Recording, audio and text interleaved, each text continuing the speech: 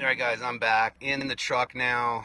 I'm going to go ahead and show you the cluster going in. This is mainly right now for working back and forth with the engineers to make sure stuff is, you know, where it needs to be before I can start pushing them out the door. This red clip that's got to be pushed all the way out, and then this little depression clip is pretty tight, so that'll rock off and over. And I've already talked to the engineers. This molding is going to be changed. This is all just 3D print for right now. So when they go to production, it's going to be even better. So this is going to be for all updating. So I'm assuming the engineers and I are going to be able to come back and forth and tweak things through this, but I'll update you guys as I go with that stuff.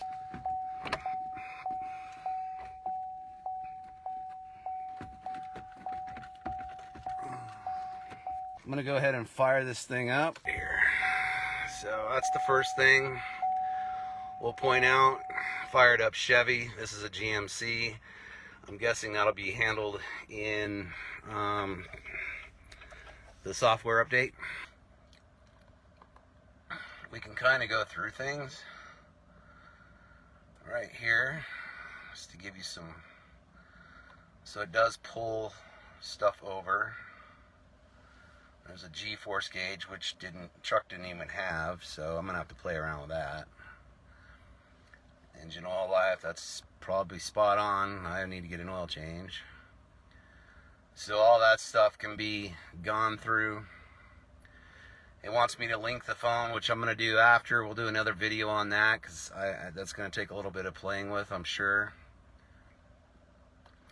And we can now change the gauges around for different styles.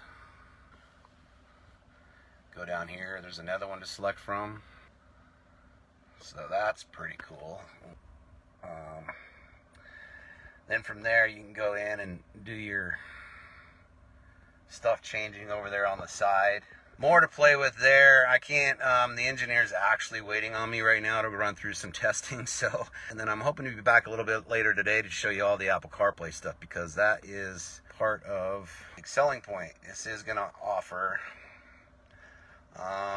enable Apple CarPlay. We can also do Android Auto.